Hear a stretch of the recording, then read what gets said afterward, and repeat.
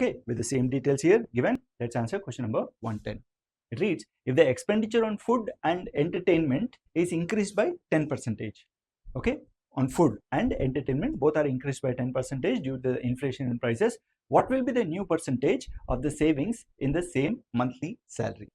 Okay, please understand, the salary actually we have understood, okay, that income actually which you are talking of here is in two parts here. What is that? It is equal to how much? It is 9228 here plus how much? It is 922.8 here. Like this we have understood.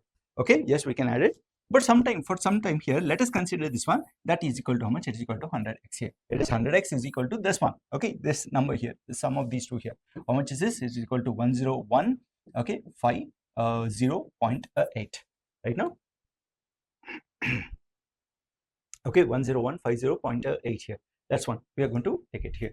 Now understand, what do we know about this one? Food here. Okay, how much is he giving for food? Please see here. He is giving how much? It is a 25% he is giving for food expenses here, and for entertainment here he is giving how much? It's 9%. It means 25 plus 9 here. How much? Okay, it is equal to 34. So 34% actually he is giving it to these two ones here. Okay, so 34x actually will be the expenses actually on these two categories here. Correct now? The expense in that two categories here. I can tell it like this. It is equal to how much? It is equal to 34x here. But due to inflation, what has happened? It has increased by how much? It is 10%. Okay, increased by 10%. So hence, I can now tell this one, the new expense in these two categories here. New expense in these two categories will equal how much? It is equal to 34x here plus a 3.4x here, which equals how much? It is equal to 37.4x here. Right now, please understand here the idea is, suppose if the expenses is increasing here, okay, how can he bear this this one expense here? By reducing the salary, by reducing his savings. Now please see here, what do we know? This one originally he is actually going to save how much? It is 12%.